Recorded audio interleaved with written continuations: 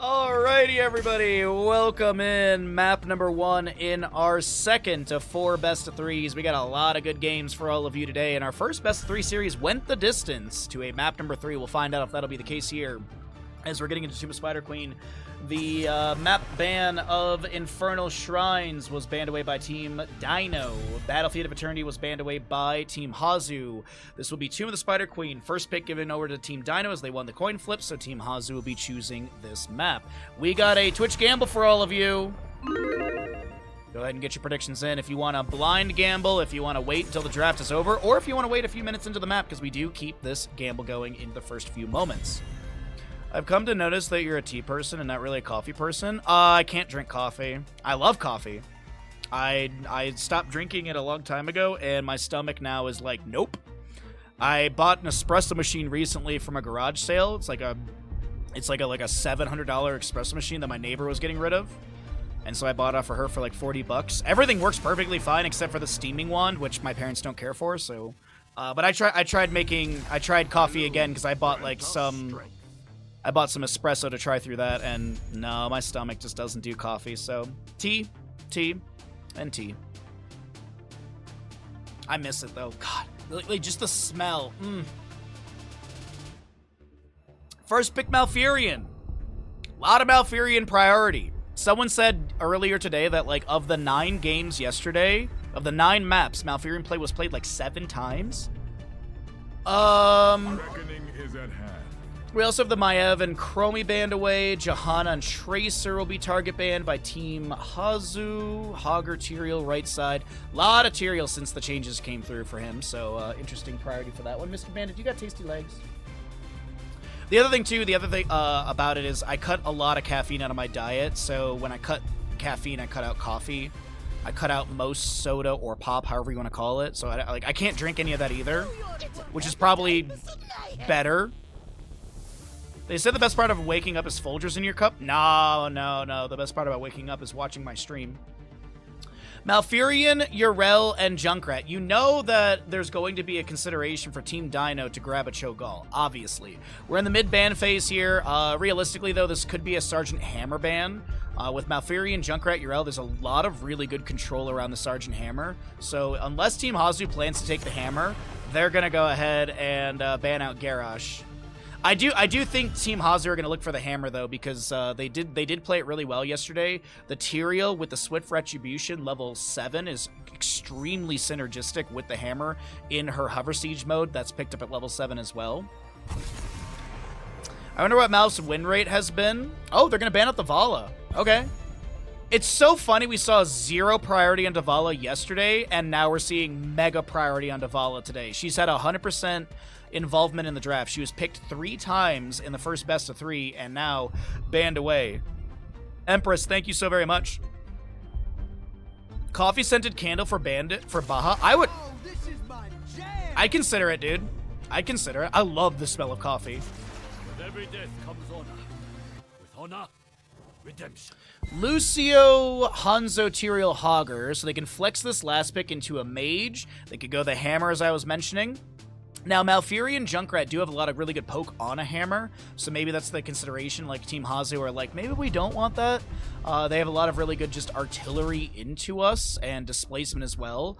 The Junkrat would force Hammer to constantly be using the E on the Siege Tactic level 4 pickup for that self-cleanse.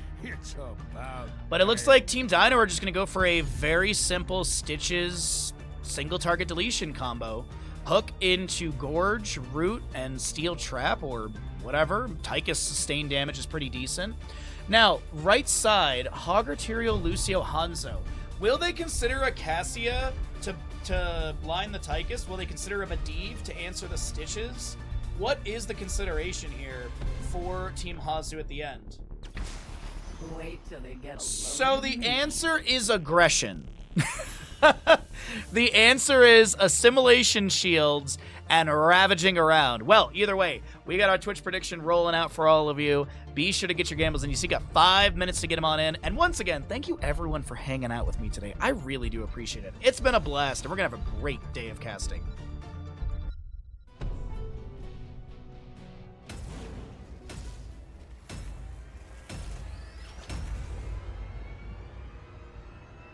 Now I got the Folger song stuck in my head, Foo Fighter. God dang it. Now I got that stuck in my head.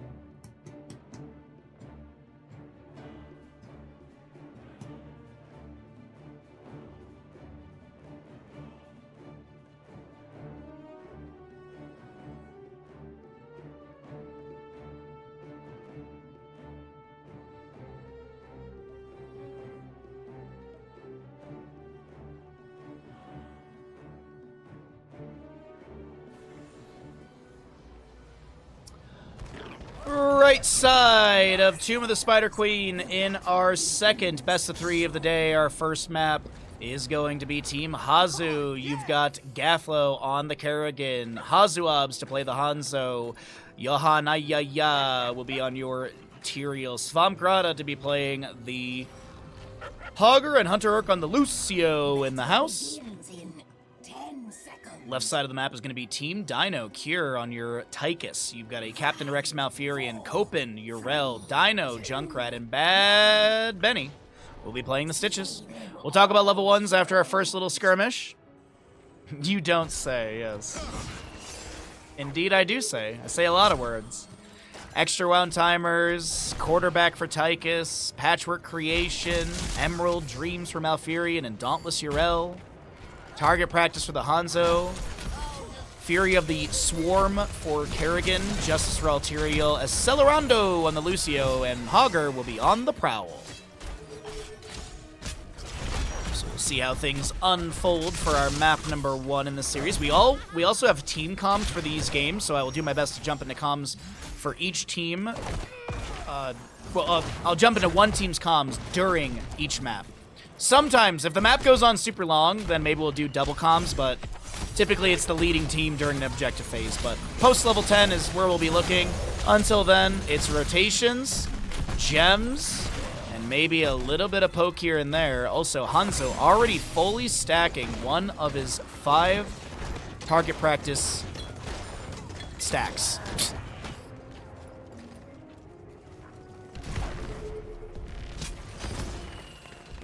Sonic arrow for some vision.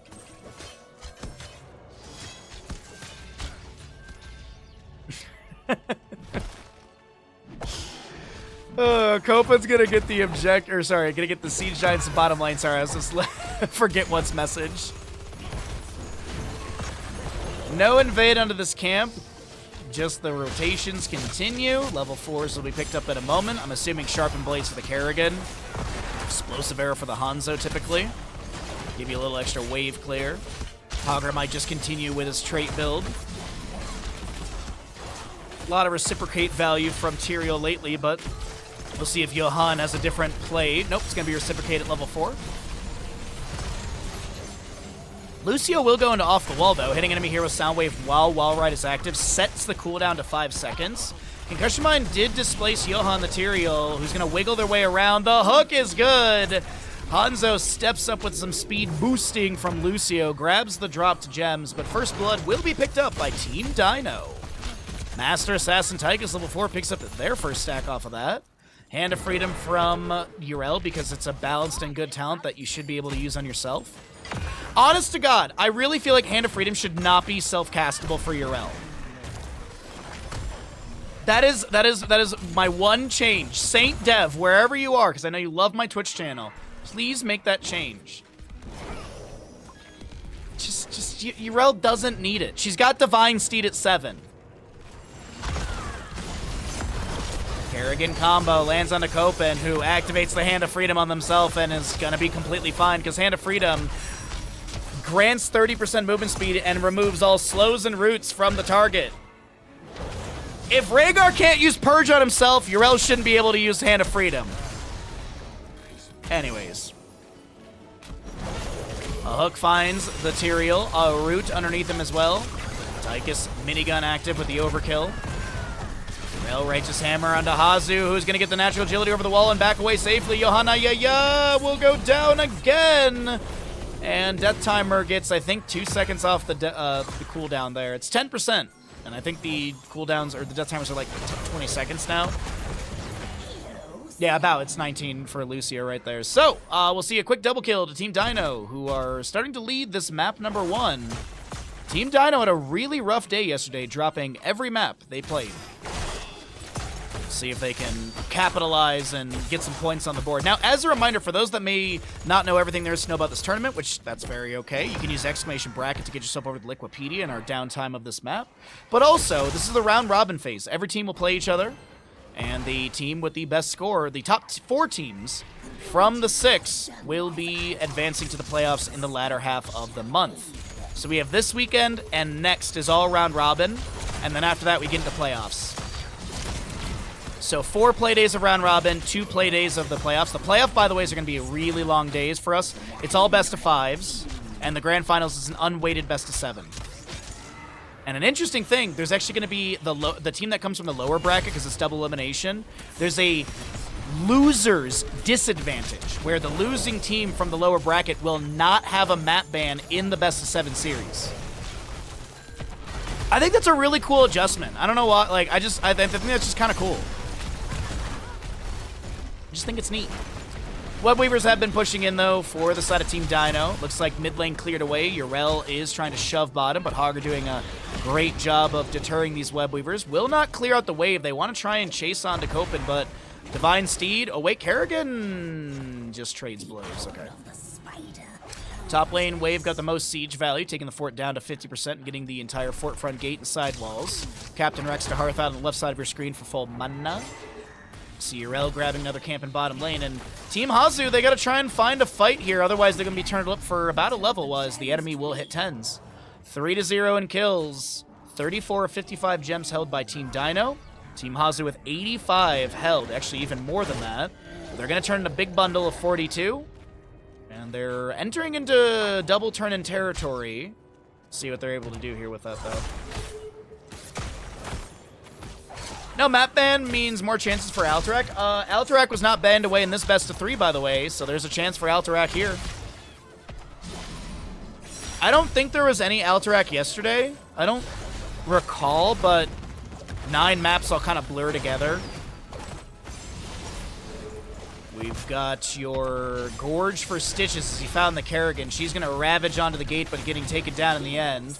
It is going to be an Odin for Tychus. Riptide, Tranquility, and Ardent Defender. Kerrigan will pick up the Ultralisk. You got a Dragon's Arrow, Judgment Tyrael, probably to judge these Stitches so he slows him down in the rotation out. High Five Lucio, as well as the Shockwave for Hogger. Red Webweavers will descend, and let's take a look at the Team Hasu comms as they are a little bit down.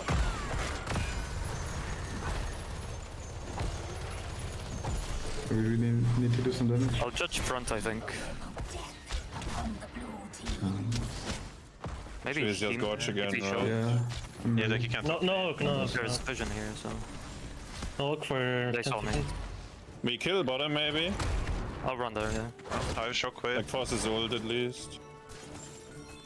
Because I don't think we can run into the stitches. Yeah. I will Oracle here. He's pre-10, I'm gonna shockwave he jumps. Now! Yeah. Stun! Okay, get out. I'm not tanking anymore. They used Odin as well. Wait, can we look at Can we? stitches? Yeah. Yeah. We don't wanna fight there though. I can look on I that. have a lot of coins. I really don't wanna die here. I'll tap. Hey, Odin. No cleanse. I might. Yeah? I'm trapped for quite a while. Careful. He's jumping over the wall. There's a in the bush. Okay, she's back. I have to catch both. I have a lot of gems. Can we look on the roll? Can I pay? Yeah. She has no ult. He has some ult, right?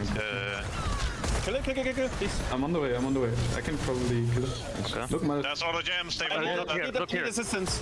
You'll be fine, you'll be fine. Run. They're low. Look at Stitches. Yep, I'm body blocking as well. I might get booped here, okay. I'm gonna pay. Do it, plus. Let's push out the waves.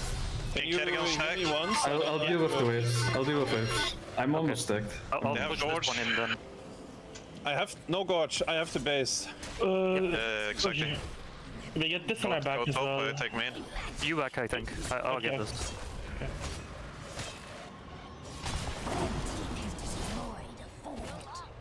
No boop.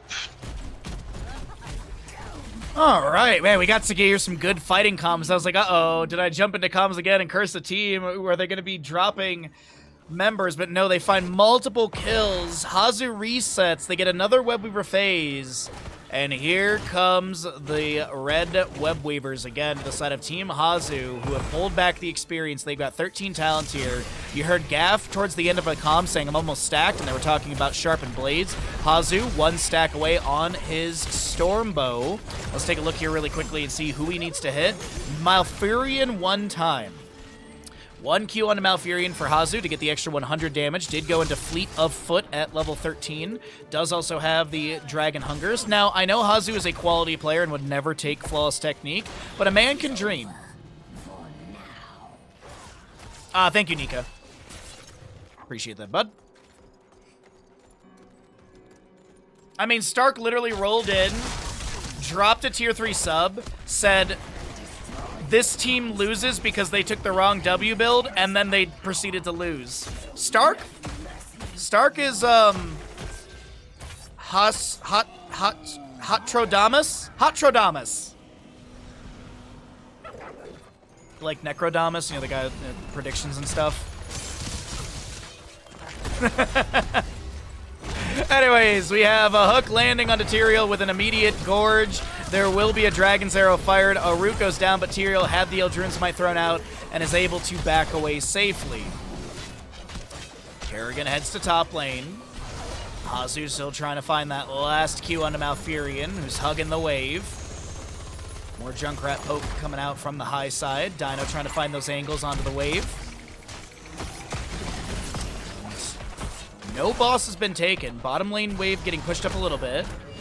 Slam, Kerrigan combo is going to pull Stitches back in. Tyrael jumps in with the Eldruin's Might. The Chattering Teeth with a Sticky Wicket, and the Gotta Trap them all. Level 4, 7, and 13. Oh, the Lucio gets hooked, but there's no Gorge for 20.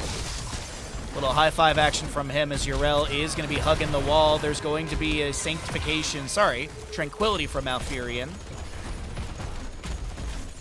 Nostradamus, not Necrodamus. Oh. God forbid the Twitch streamer mispronounces something.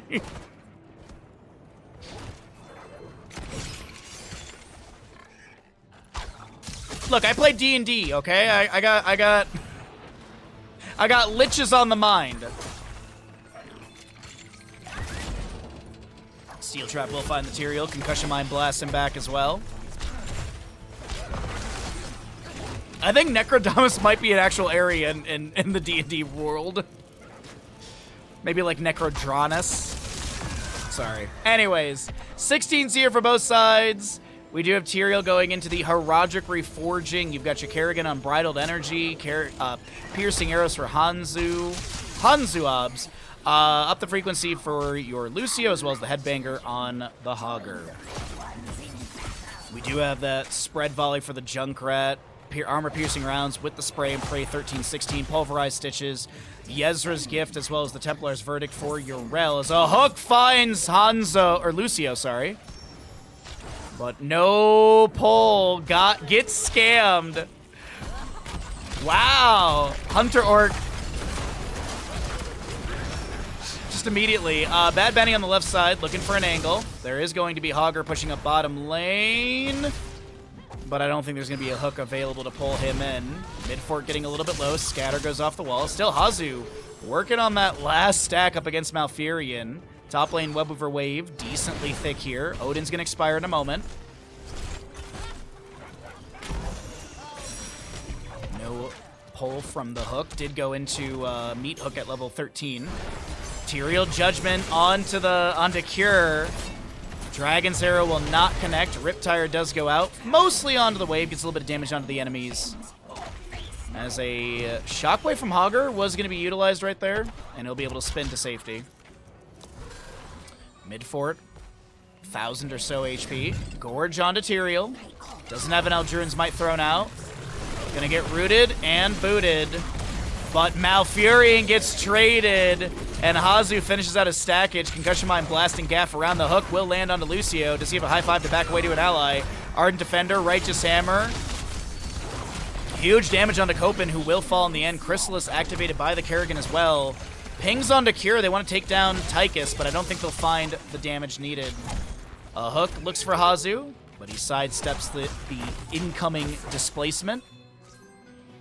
As we are available for a turn-in. Who's got the gems, though? I think it's mostly Stitches, right? 39 on him, 8 on Cure. Oh, they already have 35 turned in. That's why. I was like, wait a minute.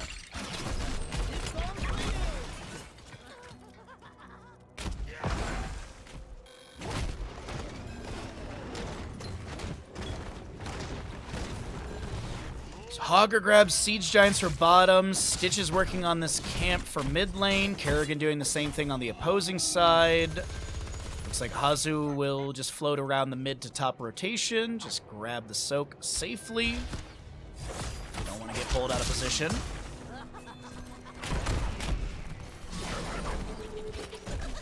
Sonic Arrow scouts out Dynouh, retreating. Kerrigan goes in for a combo.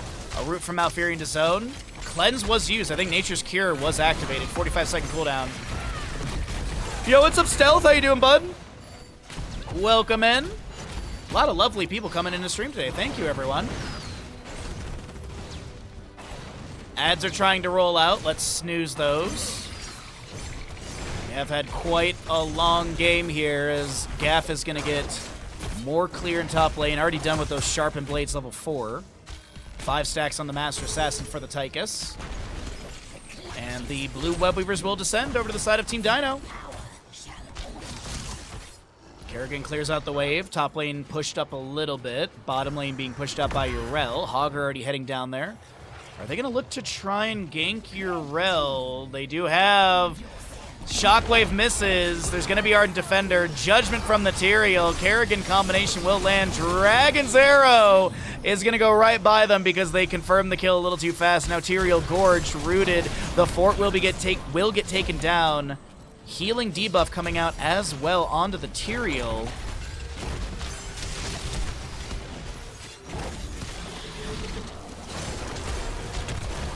As we see Webweavers into lanes. Top lane will confirm the fort. Bottom lane will do the same.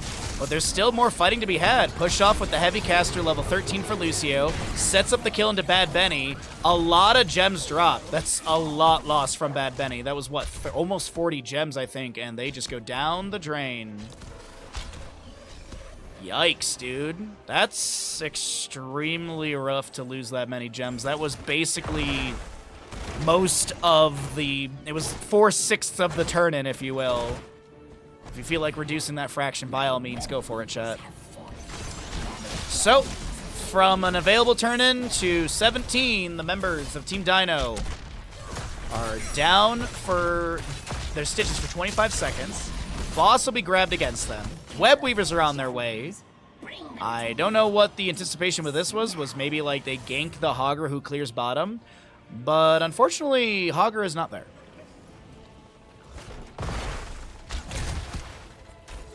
Boss will be delayed to time out with the Webweaver summoning. Level 20s here on both sides. Let's talk about all of those, and we'll get into the Webweaver push. Bullseye, Kerrigan with the Psionic Shift, so 70-second cooldown, activates teleport to a nearby location, dealing 110 damage to nearby enemies, granting 300% assimilation shields for the damage dealt. You've got your Angel of Justice for Tyrael. If he can see you, he can judge you. The judgment range is bigger than his vision. High 5 Mixing Fire for Lucio, and you have the No Control for Hogger. Seraphim for Urel because it's busted. The Serenity for Malfurion. You've got the big red button on Tychus. Hook lands onto Johan, but no Gorge activation. Dragon's Arrow lands onto Tychus. There will be a Nature's Cure activation from Malfurion. Riptire extra oomph, by the way. Needs to hit 3 enemy heroes to get a full reset. Spread Volley to try and poke and clear out the wave. A hook angle from Bad Benny is not going to be able to pull anyone out. Good shockwave combination. The boss Tornado actually pushes Stitches out of the boss stun. Kerrigan taking out the sidewalls and such, looking to ravage in, but it looks like Webweaver plus Boss will be left to their own devices in top lane, and maybe a hard rotation into bottom to try and push up a little bit further. The Webweaver has 4 summonables, which deal more damage than the Webweaver and have double the attack rate of the Webweaver. Big wave in bottom, but it doesn't look like it will be a priority push with... Sorry, Team Hasu will not priority push with the objective. They're just going to go ahead and set up for Siege Giants in the bottom. Oh, yeah! Siege Giants started. Bruiser Camp as well. Boss up at 3 minute 33, so we're looking at almost 22 minutes in game time. That math is not right. Almost 23 minutes? Hook finds Tyrael. I don't know if Bad Benny had vision or what, but that's going to be Dragon's Arrow going through. High five from Lucio, tries to save, but Taika still gets the kill. 6th stack on Master Assassin. Hasu Bullseye gets a stun into Bad Benny, who's still stepping up, maybe looking for an angle on that hook. 53 seconds on, Tyrael death timer.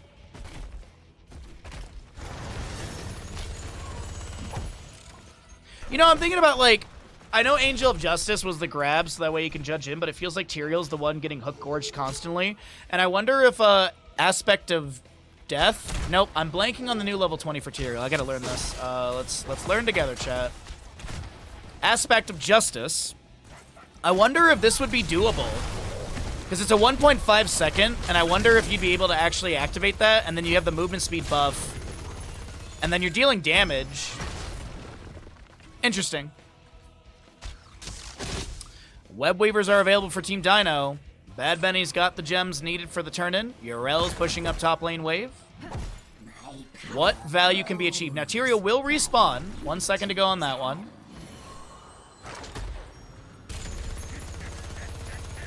Overkill from Tychus onto the wave. Clears that out easily. We have Kerrigan setting up in bottom with the Hogger.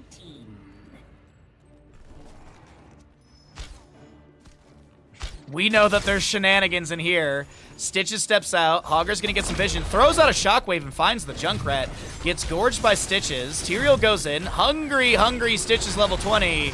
Will get the activation for a secondary gorge. It's a Dragon's Arrow into a few enemies. That will be Hogger going down the left side. The Judgment in from the Tyrael will connect, but it is going to be retreat call from Team Hasu. As Team Dynouh Webweavers are pushing in. Hanzo working on mid lane wave. Bad Benny looking to run at him, but won't be able to get any sort of pressure.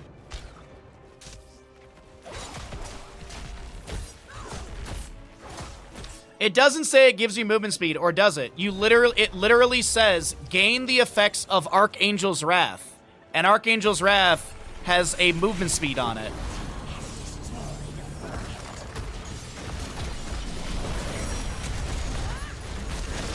Righteous Hammer from Urel. Tyrael low, but won't be taken down. The Webweaver in bottom lane did confirm the keep. Slam goes out. Tyrael hearthing out for full HP. Judgment from the Hall of Storms onto the Stitches with the Aldruin's Might behind that for the body blocking. Core shielding is weakened, but not reduced, and the Catapult finds no damage either. Tyrael still jumping in for more pressure. Oh, that's a really good Righteous Hammer, though, and Kerrigan gets the Chrysalis. Stitches goes down. The high five from Lucio is going to be good. The Riptide from Junkrat fishing for multiple hits. I think a lot of people don't know what Archangel's Wrath actually does. I think a lot of people would be surprised to find out that it does. It reduces the enemies afflicted by Archangel's Wrath damage during that time and for 5 seconds after. Like, I think a lot of people are just like, it's a 10-second cooldown reduction on your death timer. No. Upon dying, become invulnerable, gain 20% movement speed for 4 seconds. Upon expiration, explode, dealing 1,110 damage, scaling, reducing Tyrael's death timer by 10% per enemy hero hit. Archangel's Wrath reduces the nearby enemy hero damage by 50% while active and for 3 seconds when it expires.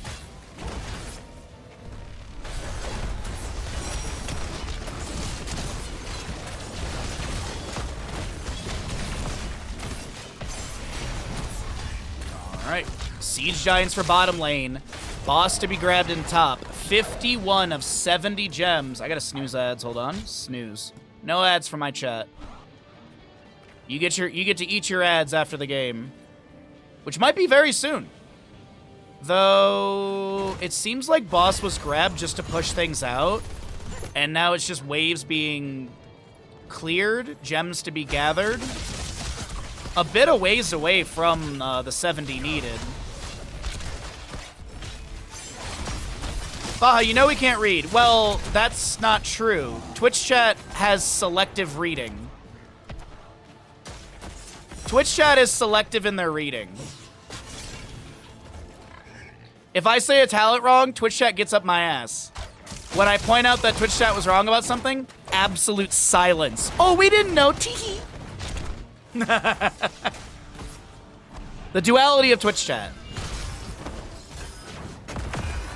Or like during the last cooking stream, we were waiting for like something. We were waiting like an hour for like things to marinate and everything, and I was just sitting there talking to chat, and it was just silent. And then the moment I go outside where I can't talk to chat and I can't interact, chat loses the streamer.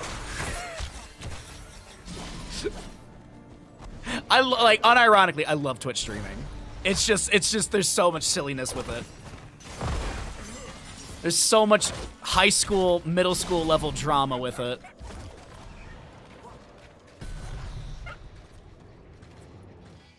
Oh. Red Web Weavers are available in 1 gem. It's just there's no gems available, really. 69 of 70. Can we get some nices in chat for Team Hasu? All right, chat. I also have no more snoozes for ads, so hopefully the game ends in the next 4 minutes. If it doesn't, I'm sorry. Ads are going to roll. Nothing I can do about it. I have no more control. Yohanna gets the turn in. Will Team Hasu hard commit for a victory? 26 minutes in. 70 gems to summon this web weaver phasing. Top lane keep. Very low.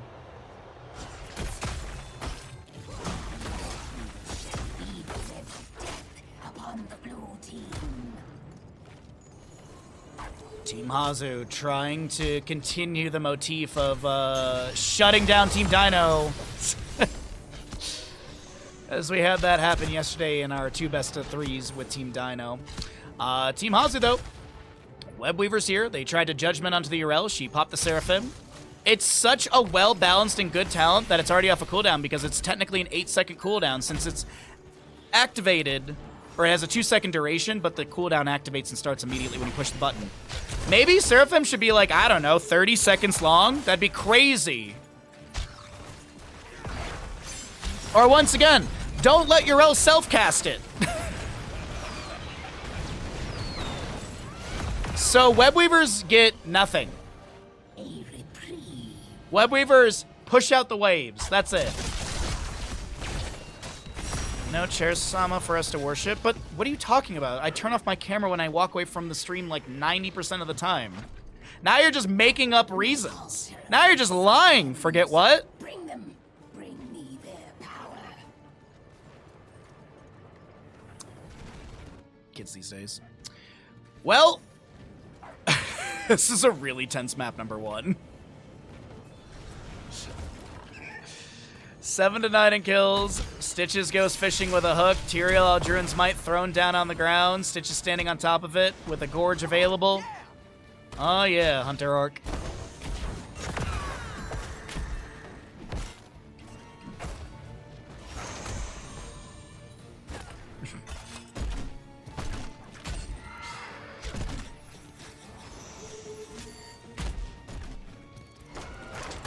Grenade to check. Cure with the turn-in. 61 of 65.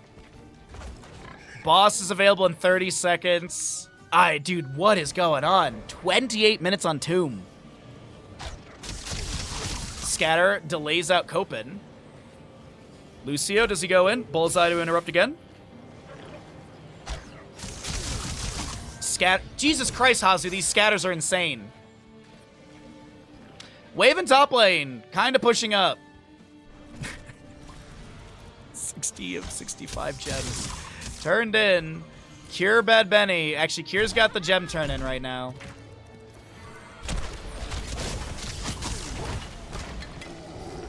So,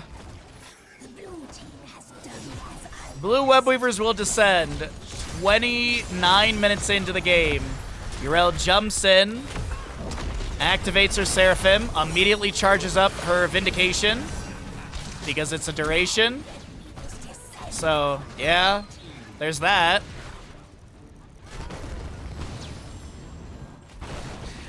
At least she can't use it while channeling abilities. Well, she can push the button and then use her abilities, and it's still active because it's a 2-second duration. Because this is a dumb talent at level 20. Hook goes fishing. Riptire coming in through the lane. Mid keep is the priority cure. Odin has been summoned as well. Hazu poking. Mid keep is going down. Tyrael Judgment in. Keep has fallen. Kerrigan Chrysalis to avoid the hook from Stitches. Ravage is in as well. Mid keep has gone down. Bottom has fallen earlier. Cure with 385 HP taken down by Hogger. Webweaver's on core and bottom lane. They need to clear these out because late game Webweavers are monsters as Hazu gets the heal from Hunterorc in time.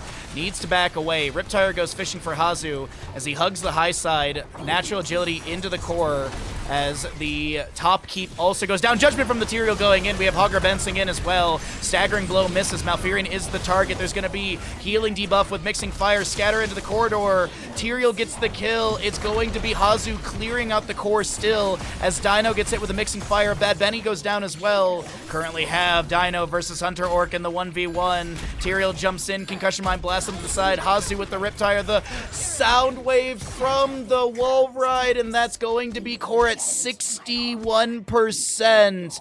But Tyrael, Kerrigan, Hogger run through the lanes, and is this going to be victory for Team Hazu?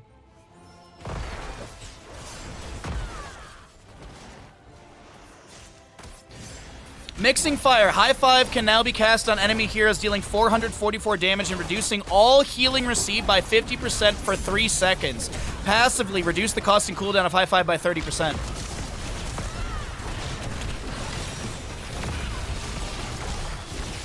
Stitches is the Putrefaction level 7. While Shambling Horror is active, Vile Gas reduces healing received by 40%. Team Hazu, 31.5 minutes in, will take this map. GG, well played.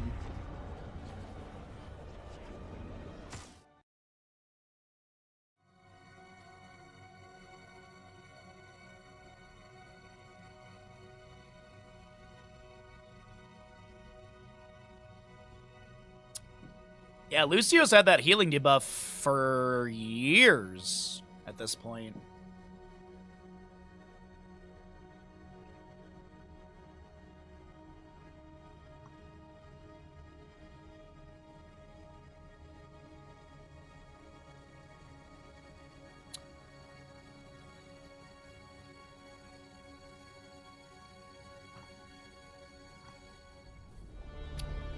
Our family is literally in Romania.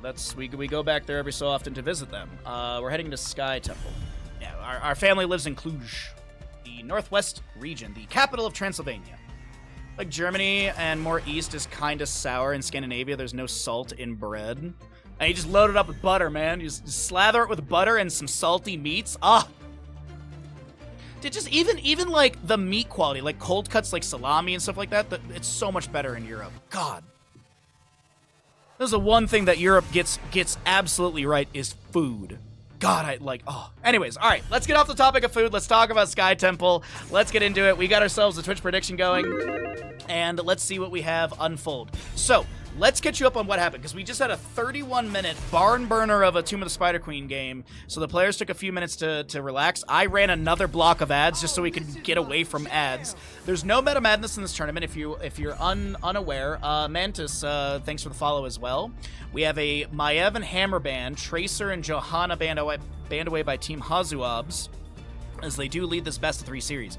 We are in the round-robin phase of this tournament, so this weekend and next are all best-of-3s to determine the top 4 teams that'll be making it into the playoff bracket on the weekend of August 16th and 17th. If you'd like to know more about the teams, the players, the overall stuff of the tournament, or even to donate towards the prize pool, you can use exclamation bracket. That'll get you over to Wikipedia, and there's a donation link there as well. So we're going to kick things off with the first pick, Lucio, for Team Dynouh, who opted in for first pick priority as the losing team of that 31-minute tomb game. The map choice will come out from Team Hasu. They are obviously opting into Sky Temple with a Hogger Brightwing to start. Lucio, Muradin, Blaze will be grabbed here on the left side, so you got a bit of a dive.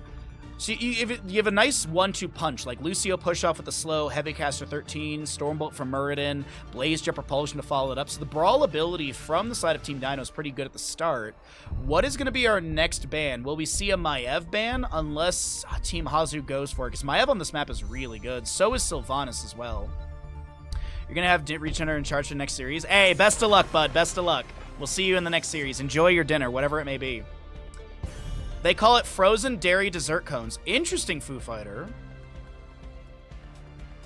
Caloose powder is used in shredding to prevent cheese clumping. Yeah, but my point still stands. Block cheese is better than shredded cheese, always. Block cheese, always better than shredded cheese. I also find that it is, the amount you get is cheaper in the long run than a bag. Like, you get more from a block than buying a bag. Anyways, I gotta get off the topic of cheese. Vikings and Falstead will be banned away. Maiev is still up and available, and I think she's really good for this map. Oh, Maiev is banned. I'm sorry. You completely caught it, and I didn't. Thank you. What's up, Alien? Good to see you, bud. I think I literally said Maiev was banned, and then I just started talking about how they should pick Maiev. Sylvanas, though, will be grabbed, so no ban onto her. Sylvanas picked up for the right side. Hogger, Brightwing, Sylvanas, ETC. So they can flex this last pick into another Bruiser. They can go into, like, a Dahaka if they want to do a global with that. They could maybe consider Abathur, as he's really good on this map. You do have the availability for just some sustained damage, like a Greymane or something. Could look into a standard mage, like a Jaina. Never mind, not Jaina. Streamer not paying attention. I get one thing wrong and Twitch chat gets up my asshole. You can say everything right and then Twitch chat's like, no, actually it's tempered by discipline, not tempered with discipline. Thrall Jaina with the Blaze Muradin Lucio. Nice brawly composition. Big burst value coming out from the Jaina, but it is going to be the... you could basically say it's a hyper carry Jaina, but Thrall does kind of blend a little bit into the assassin realm. It is going to be a Malthael for the last pick on the right side, so we're going to be seeing kind of like a 1-3-1 setup. Probably going to be like Hogger or Malthael top, and then Hogger or Malthael bottom, whichever is in the opposite. So Brightwing ETC mid, and then Sylvanas may be doing a bit of rotations or jungling, to use other MOBA terms. But the Twitch prediction is available. This could be a 2-0 for Team Hasu, or we'll see if Team Dynouh can rally and take us to a map 3. Sucking at something is the first step towards being sort of good at something. $1 for the till that feels right. Attila? The mediocre metalcore band, Attila? Red John, thank you for the 100 bits. I appreciate that greatly.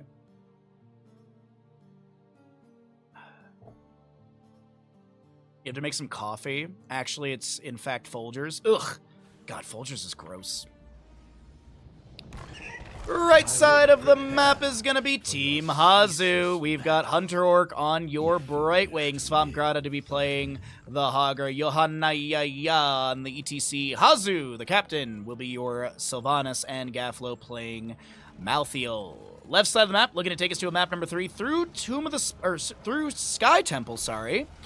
We've got Team Dynouh, Copen playing the Blaze. You're looking at a Cure, Thrall, Dynouh, Jaina, Captain Rex, Lucio, and Bad Benny on the Muradin. 2, 1. Go fight. Overwhelming Affliction for the Sylvanas. You got Fear the Reaper on Malthael. ETC picking up the guitar here, so we'll see Hammer On later on. Hammer On at level 7. We've got On the Prowl for Hogger, as well as your Hypershift Brightwing. HasuObs with the Black Arrow activated, trying to get some damage onto the front gate of tower, or of top lane. We do have your Accelerando Lucio, Lingering Chill for the Jaina, Rolling Thunder Thrall. It's going to be also Adrenaline Stimpack Blaze, and Dwarf Block for the Muradin as we take a look into mid lane. Gaff gonna get that phase shift from Brightwing. Muradin Dwarf Toss over the wall is gonna be met by Hasu. Lands a Haunting Wave onto him. And applies a bit of damage. So Overwhelming Affliction, by the way, level 1, enemy heroes with 3 stacks of Banshee Curse are slowed by 15%. Sylvanas basic attacks against slowed enemy heroes deal 1% of their maximum health as damage. So my assumption is going to be the level 7 will be Festering Wounds as Johanna Yaya will be taken down. First blood over to Team Dynouh.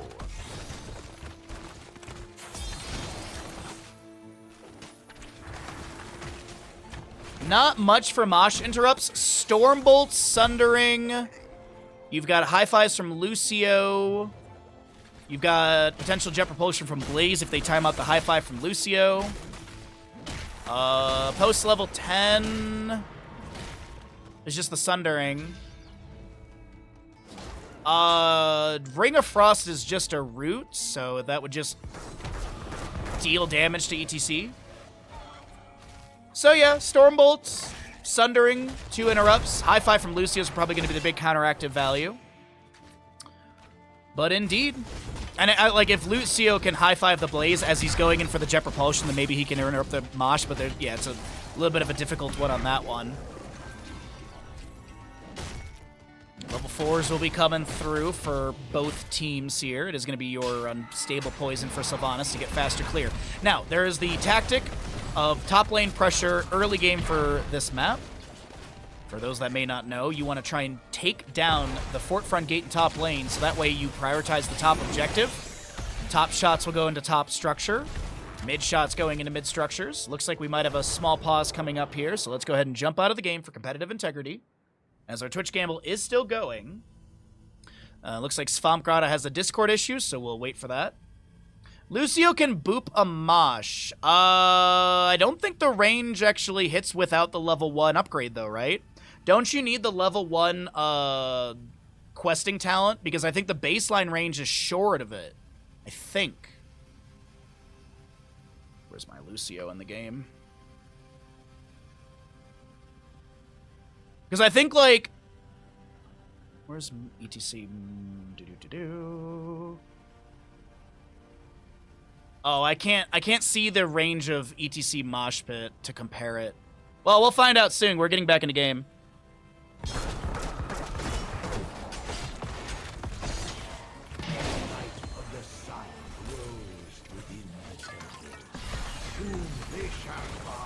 Soundwave from Lucio to push back Svamkrata. We do have top lane camp crashing onto the fort here. No upgrade needed, but the level 4 helps. Hitting enemy here with Soundwave while Wall Ride is active. Its cooldown is set to... What is the... What? What? The level 4 helps. It just gives... Huh? Yes. My magic flows. Interesting. Guardian. Power slide with the crowd surfer level 4. Good night, Lucio. Can't do it. Can't use Soundwave if you're dead.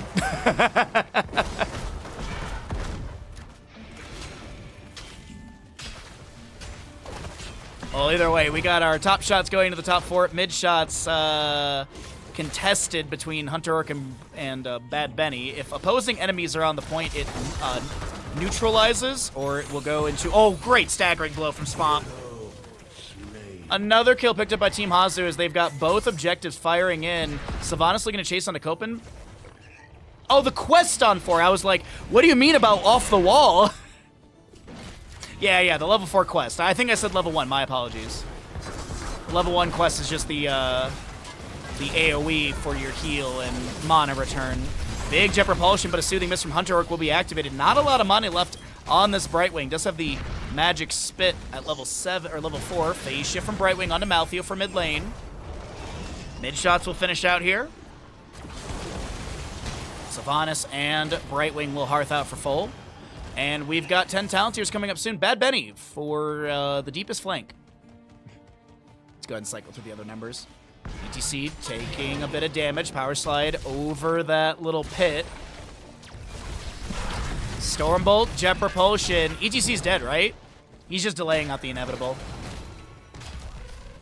He's gonna try and heal up with his level 1.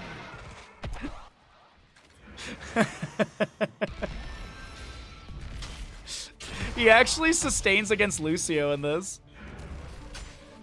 But the hammer-on's over, and Johan's going to be falling to the Lucio eventually. Meanwhile, Murden over here is going to have a little engagement. Dude, this is still going on. Okay. Oh, nope. Blaze is here. No respectful 1v1.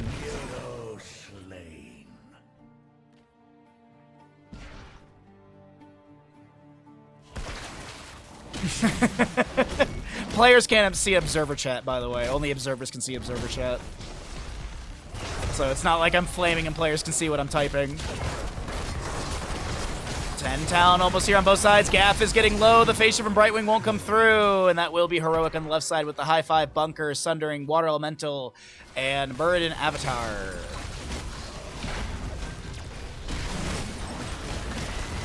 Haunting Wave to check. They are on boss. Wailing Arrow. Stage dive ETC. Shockwave for the Hogger. Brightwing doesn't have a level 10 yet. ETC does not go onto the point. Bad Benny looks to jump in with a Dwarf Toss Stormbolt. Misses the CC connection.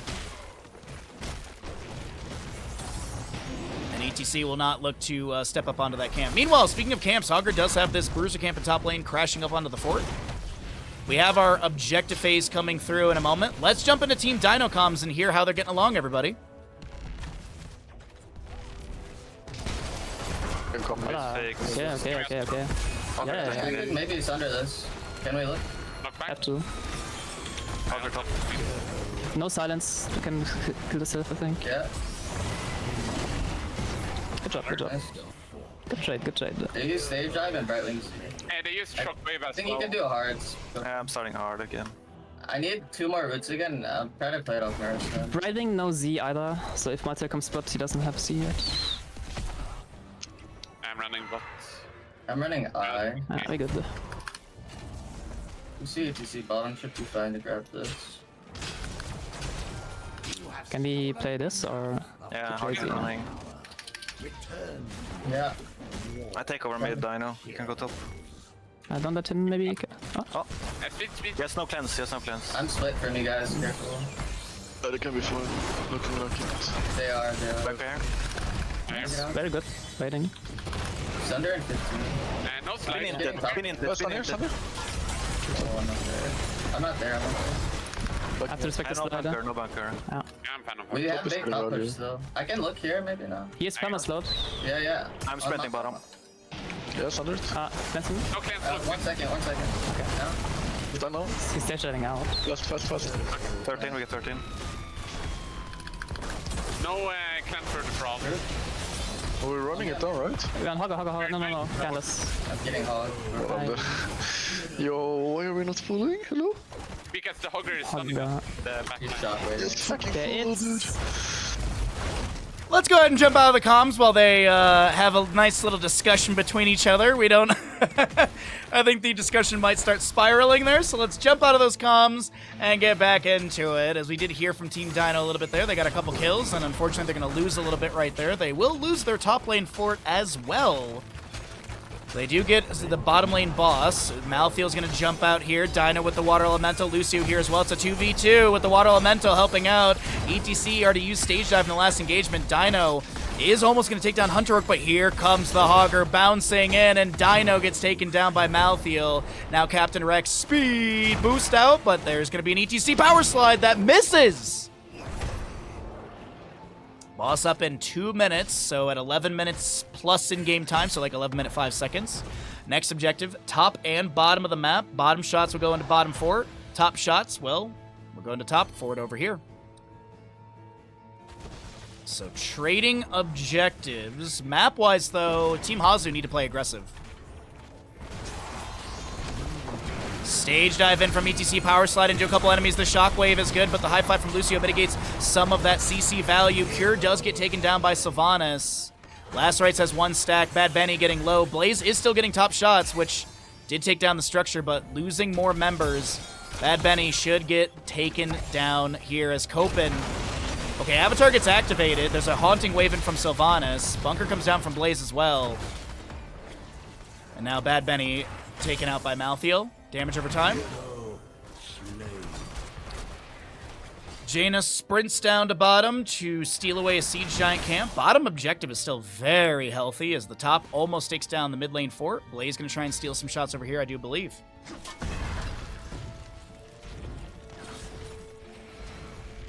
C gets dismounted, little spray from him.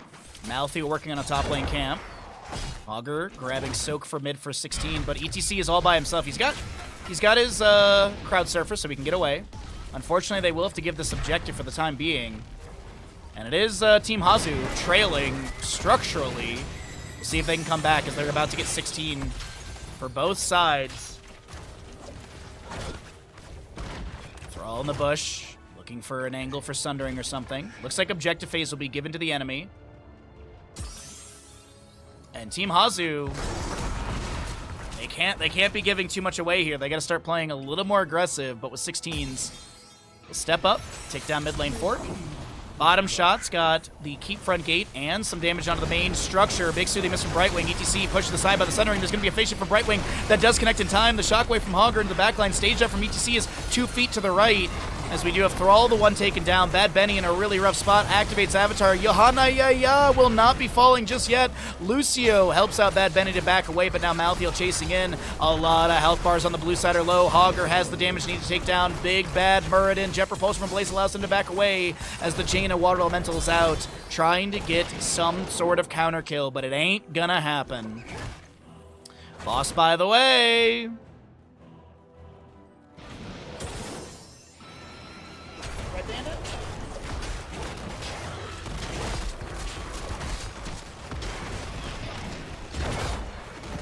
ETC will set up and start working on the wave. Hazu to do the same.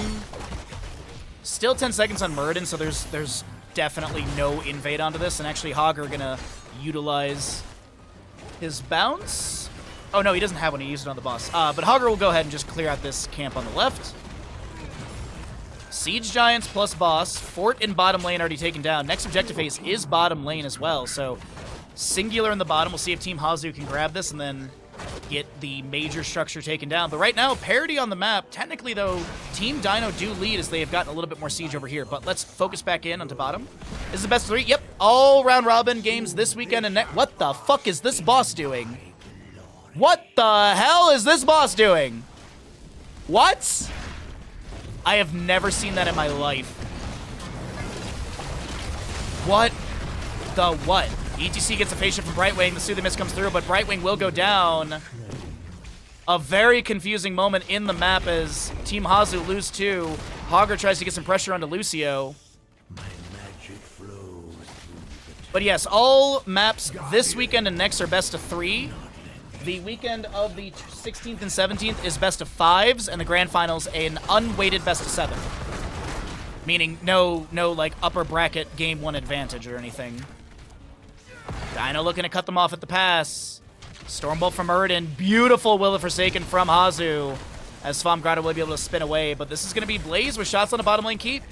The double kill onto ETC Brightwing is very unfortunate for Team Hasu, who had a lead in that boss interaction. I don't know what.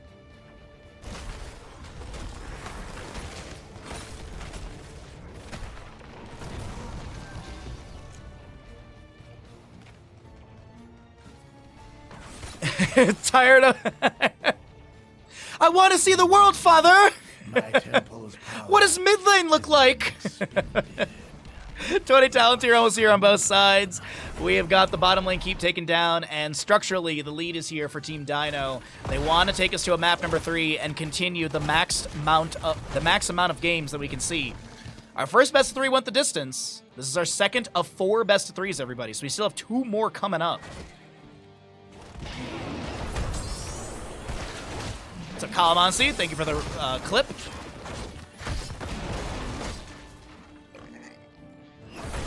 Next objective phase, double in the center and top locations. I think I heard a Bolt of the Storm from the Thrall. Sundering will be able to lock down Malthiel. He's going to be taken down. The assumption is Malthiel level 20 will be the buyback, so he might pop that immediately when he gets that 20 in a moment here. Or he might just save it, as it doesn't look like there's currently 20, and doesn't look like there's any, like base threatening damage. So we do have the Mixing Fire, Winter Mute, Bolt of the Storm, Wind Rush for Thrall. You've got the Fortified Bunker and the Rewind Muradin. Brightwing will go Invisible Friends, No Control Hogger. ETC with Ride the Lightning, his new unique level 20. Activate to teleport to a nearby location, deal 105 damage to nearby enemy heroes. The cooldown is reduced by 10 seconds for each enemy hero hit, up to 50 seconds. 70-second cooldown. I feel like that might get nerfed. I feel like it might go up in cooldown. It might be like 80 or 90 at some point in the future. No one can stop death. Malthael did not use it. You see the death timer elapsing. And Sylvanas level 20. Is she Deafening Blast? What is she going to be taking at 20? We do see Deafening Blast from time to time for the upgrade on Wailing Arrow. Power Slide into the bush, but Muradin is able to back away already. Double objective phase coming up. ETC rooted by Thrall. Still just keep checking for Hasu level 20. Shots from mid-fort, or mid-objective, fire into mid-keep. Siege Giants and Camp are pushing in through bottom lane. Or Siege Giants and Catapults pushing in through bottom lane. The longer this goes, the better it is for Team Dynouh. Jet Propulsion mitigated by a Face Melt. Hogger looks to back away. The Shockwave misses the Sundering. Does get a little displacement as well. ETC regains control of the point, but Hogger needs to go deal with this core damage, and that's going to be the green light for Team Dynouh to step up. So ETC and friends say, maybe we just head to top lane, and we don't take this fight without Hogger. ETC has pressure onto the Lucio. Thrall Bolt of the Storm's in. Meanwhile, Lacerate's on a bird and take him down! Johanna will not... Oh, is going to be traded in the end. Hogger bounces in. The core damage is not coming through, but someone will need to deal with those Siege Giants in bottom lane, I do believe. Minion doesn't get it. I think I see a ping onto, like, Hogger. Okay, Brightwing's going to go deal with that. Let's take a look at level 20s. Hasu did go for the Deafening Blast. Enemies at the center of the Wailing Arrow explosion take 50% more damage and are silenced for twice as long. Base silence is 2.5 seconds, so that's a 5-second silence when Hasu gets that activation as Brightwing will manage. That's going to be a no control from the Hogger, I do believe. There's a Jet Propulsion from the Blaze coming through as well. Dynouh trying to get as much Cone of Cold action as possible. Gaff so very low and will be taken down by the Jaina. Hogger cannot get the Lucio kill. Dynouh so low. So many health bars. Shockwave hits onto Dynouh and he's going to be able to ice block it. Oh my god. Brightwing checks the bush. A good amount of damage coming out from Hasu. Haunting Wave into the enemy. Malthael's here as well. Last Right's available. No bunker for 10. Stage dive in from the ETC. The Sundering comes out from the Thrall as well. Root from him is good. Bad Benny's back in this mix. And no Hogger for 40 seconds. It's a 4v5. Whew.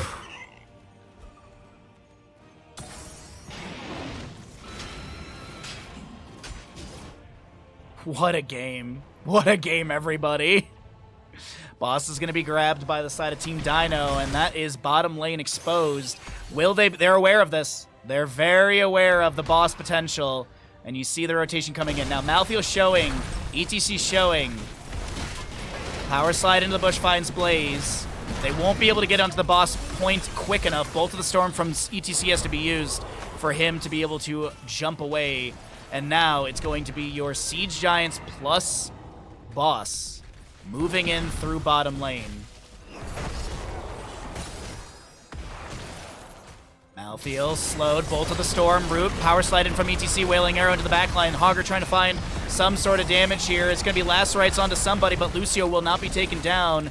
Dropped to 300 HP. Muradin lands the Stormbolt onto Hasu, who gets a blink heal from the Brightwing. Sundering from Thrall will be activated as well. Currently have the boss nearing the core, which is at like a good 75% HP. That will be ETC going down. Hogger takes down the Thrall, but I think boss will win the game in the end. Hogger with the no control will take down Lucio. Sylvanas is working on boss. Bad Benny is looking to step up with Copen. They're going to try and just go for core with the boss between the three of them, and I think they get it. Jaina damage is good. Boss damage has weakened everything. And Team Dynouh, they find their first victory in this tournament against Team Hasu on Sky Temple. Ladies and gentlemen, we're going the distance.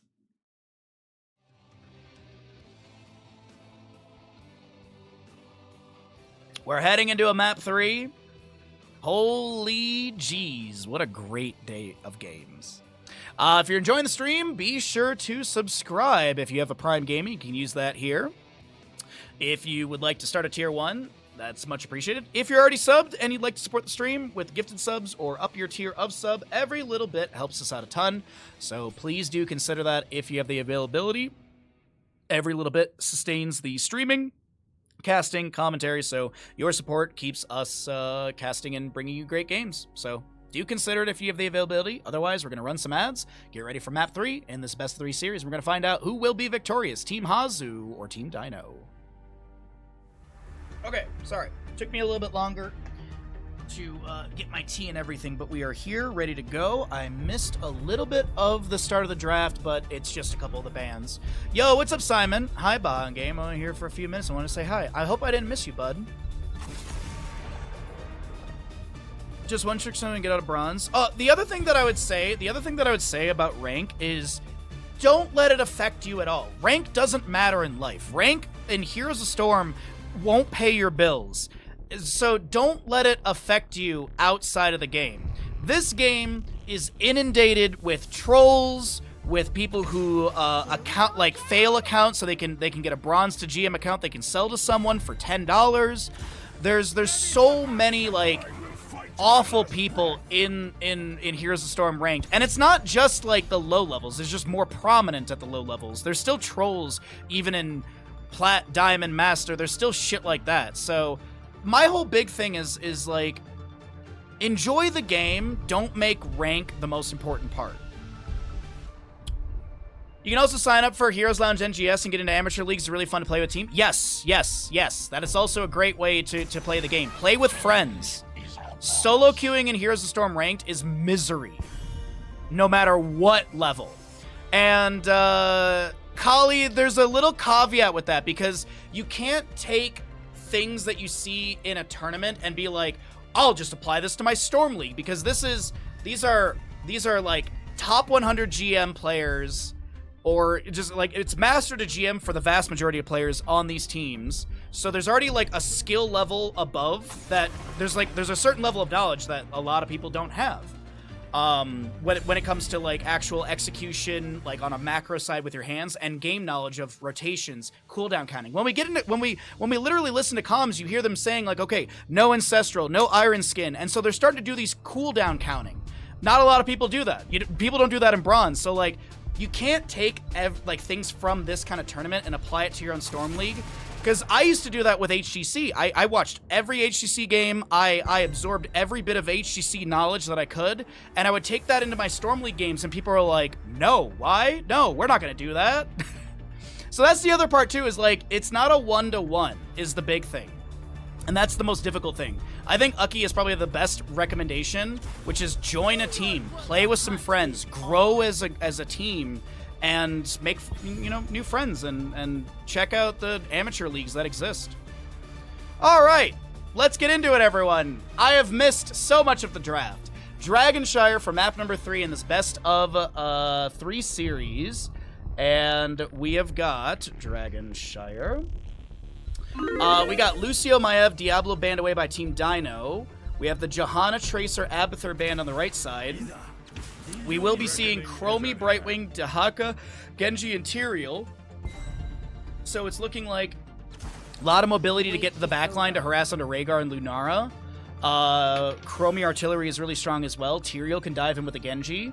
Brightwing has a decent amount of mobility as well with Blink Heals. So pretty interesting draft from Team Hasu. Team Dynouh rounds out their draft of Muradin, Rhaegar, Yorel, Lunara with a Cassia as well. So good blinds into the Genji who wants to jump to the backline. Valkyrie might be a fishing tool. But all in all, this is looking like a really good map. Let's get into it.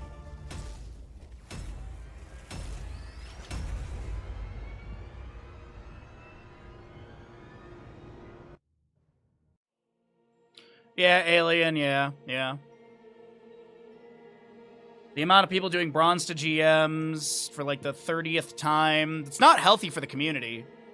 And the rough part is there's a lot of people that like to watch high-tier players beat down on others because that brings them joy. And so this exists, and it's very unhealthy for the community, but people are like, doesn't matter how healthy or bad it is for the community, I'm being entertained, and that's what matters most. As I always say, Heroes of the Storm community loves to shoot itself in the foot constantly. Dynouh, Team Dynouh with a Copen Urel, Dynouh on the Cassia, Rhaegar to be played by Captain Rex, Bad Benny on the Muradin, Cure on the Lunara, and I feel like I'm missing someone on the left-hand side.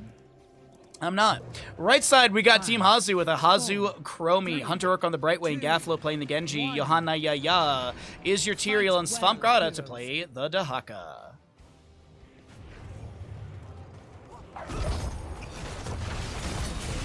Good deflect activation from Genji, but he immediately gets CC'd. Huge drag onto Lunara Cure. Swift struck by Genji, and that will be Lunara going down, but Johan is low. Tyrael falls.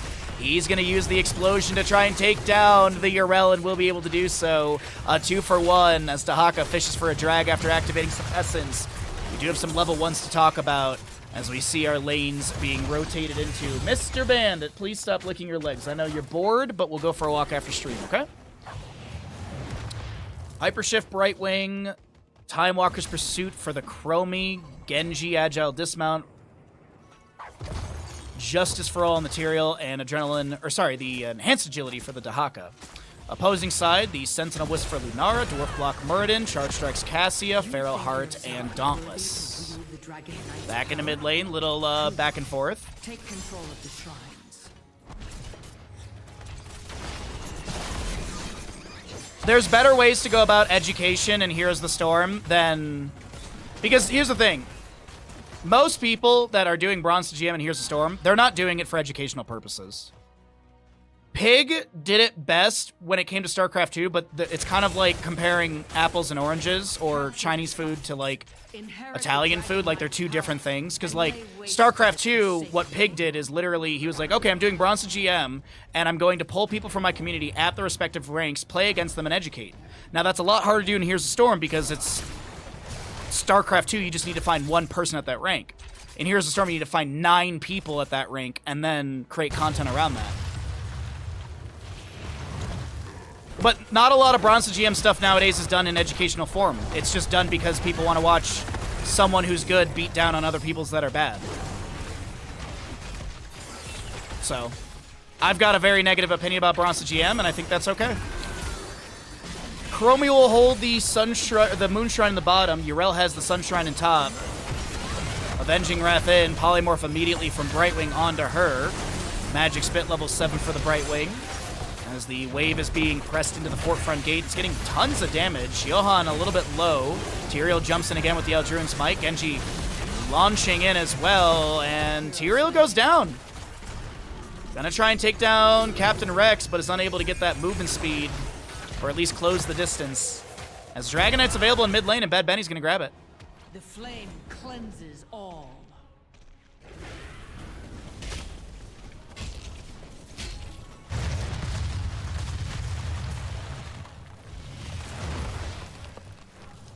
Have you seen a lot of either Tyrael or Lily? Tyrael a ton. Tyrael has been extremely popular today. And yesterday as well, random.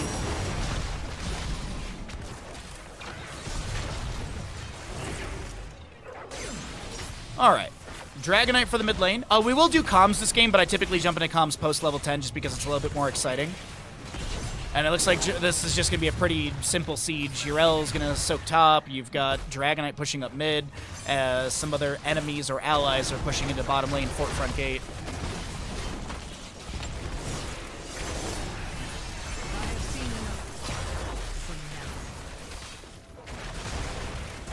Q length being the argument is still doesn't... I don't care. I'm sorry, I don't care. You're still ruining the Nexus. Jumping from Genji. Chromie with a Sandblast being thrown back.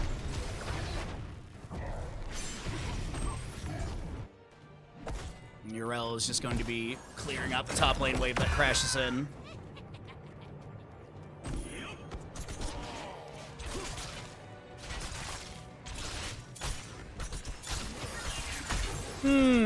What do we have for heroics coming through here? I don't think it's going to be anything too flashy. It should be just pretty standard stuff. Ardent Defender, Ancestral. Probably a Ball Lightning. Could see Valkyrie. We have been seeing a little bit more of that with an Imprisoning Light level 20. Muradin is probably Avatar. Lunara is probably Leaping Strikes. Dahaka probably Isolation. Tyrael with Sanctification. Genji X-Strike. Chromie already picked up her Slowing Sands. Brightwing's probably going to be Blink Heal. So we do have a little fight in bottom lane to break out. Time Trap will get the Lunara here. It looks like Johan goes down once again. Rough game for the Tyrael player here as they will be the, I think it's the third kill into Tyrael. Will soon be active again.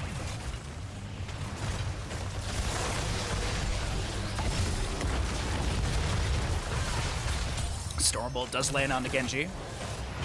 I'm just saying that it's like the guy who did bronze to master stop halfway through. Oh, really? So my point still stands. They're still ruining the Nexus. Heroes of Storm community consistently shooting itself in the foot. Man, why are my rank games so bad? Because half of them are Smurfs. Oh, well, we should stop doing that. No.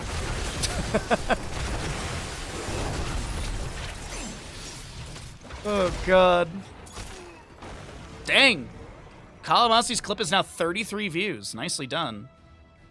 Avatar, Leaping Strike, Valkyrie, Ancestral, Ardent Defender for the side of Team Dynouh. Is our Twitch prediction still going, by the way?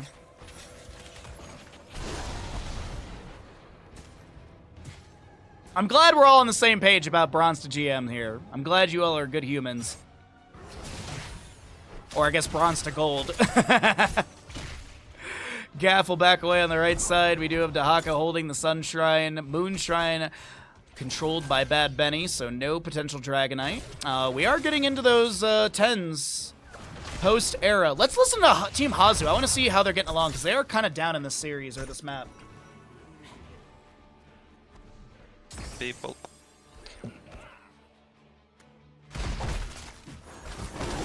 I'm top, there's a spear. I get it.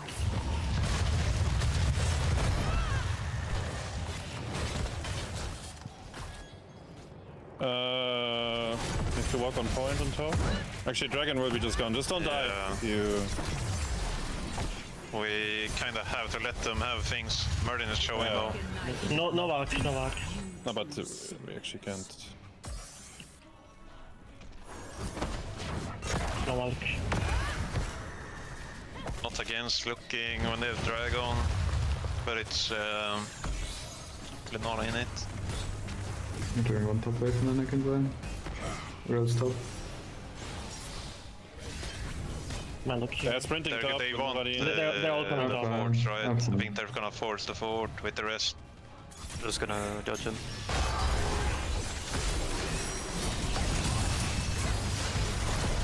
No walk. Yeah, I can't save mid. I'm coming. Looking a bit. She has ult. Click here. Okay, Merlin, yeah.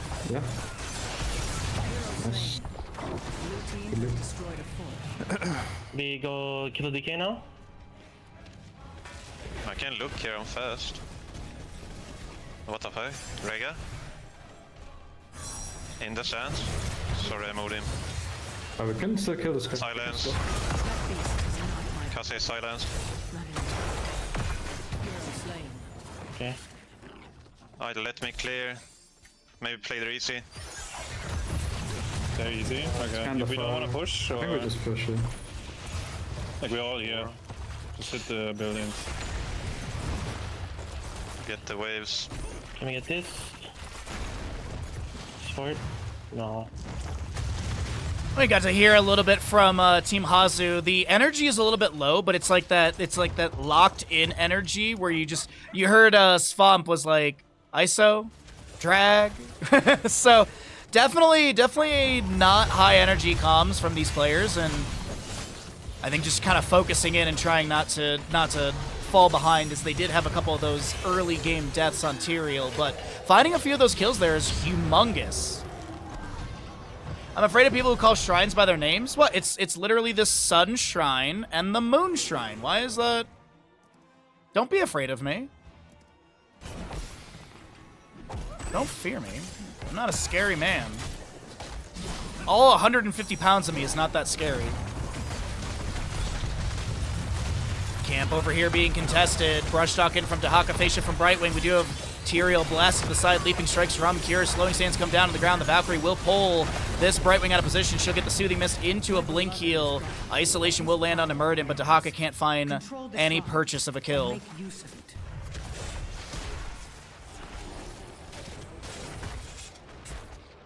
Thank you for correcting me in the thing that I basically already said. Avenge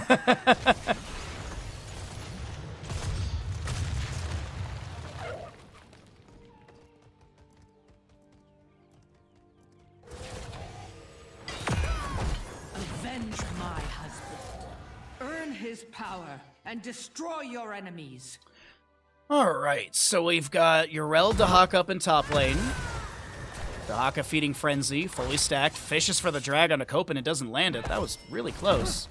Murden down in bottom lane up against the Tyrael. Looks like Tyrael's mostly focusing on the wave. Genji Brightwing rotating up, but Copen will not be caught out from that one.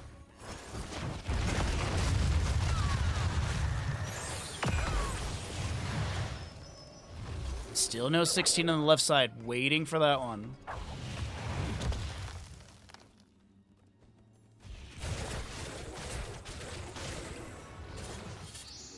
Phase shift back into top lane from Brightwing. Currently have Dragonite available channel through mid. Tyrael's going to delay that out. Dahaka meanders to bottom. Enhanced agility at 7 stacks.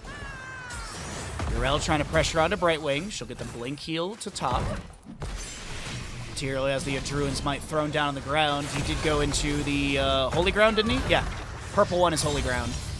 And does have the Bound by Law. Druin's Might slows increase, so... Someone asked what I think of the new Tyrael changes. This is pretty much the standard build we've seen. We see Reciprocate at level 4, the Swift Retribution level 7. And it's either Holy Ground or Sword of Justice at level 4, or level 13, sorry, and then Bound by Law is often picked up at 16. And it's going to be... We've had a lot more Judgment Tyrael lately, but I think it's the utility they like quite a bit, as Johanna Yaya will not be taken down by Yrel. Genji's able to back away with an X-Strike, but Yrel might get the kill. Johan doesn't go down. Dynouh steps up, hits a Q, but doesn't get the kill in time. Time trap from Chromie. Tyrael with the speed boost on the ground. Gets a phase shift from Brightwing, which is interrupted by the Impale from this Cassia. Nice job. Valkyrie getting the interrupt, the double kill setup, and Team Dynouh, they're going to take down top lane fourth.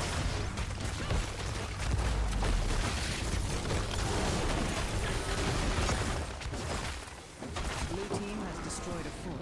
Muradin will hold the Sun Shrine. Dahaka gets to the bottom for the Moon Shrine. No Dragonite available to the enemy, but Team Hasu are falling behind, and after having such a controlled map number 1, I'm very, well, not really controlled, but after winning map number 1 31 minutes in, everything has really just shifted. Like, and like, Tomb wasn't too bad. Like, Team Hasu, they had some great fights on that map, but this is just, does not feel like it's going their way. Something ain't clicking for Team Hasu in this Dragonshire map.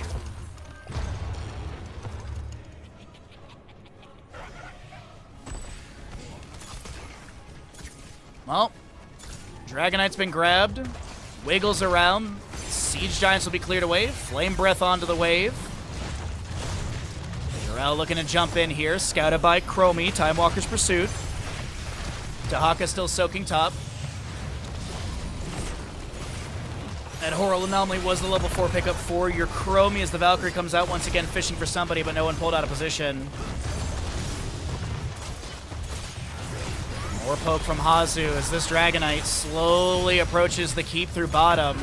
Tyrael low, Dragonite cleared away, Slowing Sands with the Unraveling level 20, which has got massive spell armor debuff, minus 50 armor in 1.25 seconds. Siege Giants rocketing into bottom, Dynouh trying to pressure as well with the Cassia. There's going to be a blind on the Tyrael, Soothing Mist from Brightwing. Can the bottom keep be saved? I don't think so. Dahaka will get consolation structure in top lane on that fort, but 20 talents here. Team Dynouh, they're calling for core.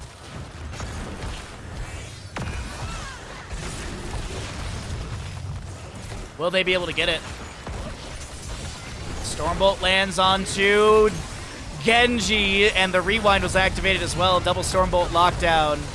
Ancestor Healing coming out from Rhaegar with the Farseer's Blessing. Johan will be taken out. The core is dropping, and Team Dynouh will find their first series victory. But in the end, the real victors are Twitch chat, because we have gotten 6 maps in total for our 2 best 3s so far. We got 2 more best 3s coming at you. We're on the trajectory for full series today.